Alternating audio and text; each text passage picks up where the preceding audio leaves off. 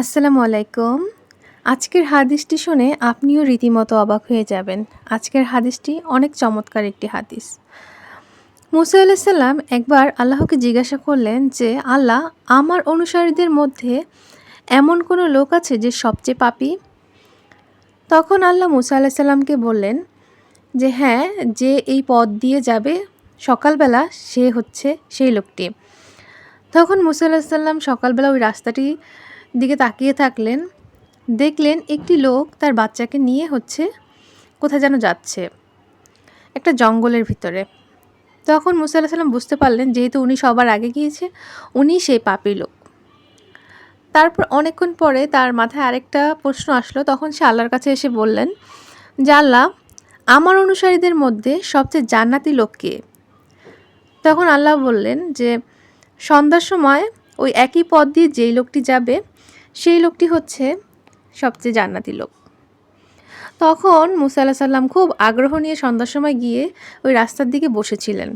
তখন দেখলেন যে কে যায় এই পথ দিয়ে, আমি আজকে দেখব।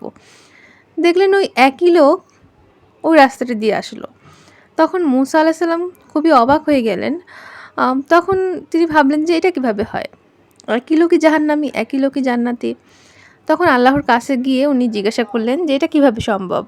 ওনাকেই তো আপনি সকালবেলা বললেন যে উনি হচ্ছে জাহান্নামী। উনি কি এমন করলো যে যার জন্য উনি জান্নাতি হয়ে গেল? তখন আল্লাহ বলল যে, মুসা, তুমি শোনো।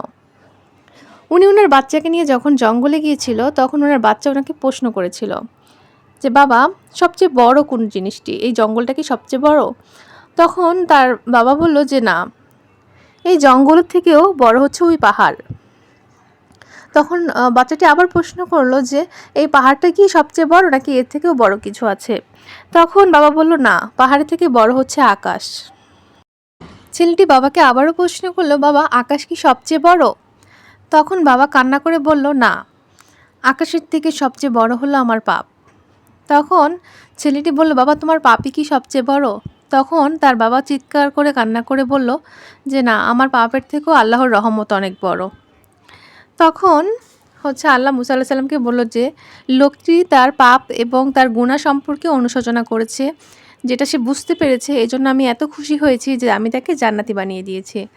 সুবহানাল্লাহ। এজন্য বোঝা যাচ্ছে যে কোনো কিছুই আসলে চিরস্থায়ী নয়। মানুষ যতই খারাপ কাজ করুক বা যাই করুক না কেন, সে কিন্তু যদি তওবা করে এবং অনুশোচনা করে, একসময় আল্লাহর দিকে ফিরে আসে, আল্লাহ কিন্তু তাকে জাহান্নামী থেকে চাইলে জান্নাতি বানিয়ে দিতে পারেন। তো এই মেসেজটি ছিল আপনাদের জন্য। কেমন লাগলো এই হাদিসটি অবশ্যই জানাবেন। কথা হবে অন্য কোনো ভিডিওতে। সেই পর্যন্ত সবাই ভালো থাকবেন, সুস্থ থাকবেন। ধন্যবাদ সবাইকে।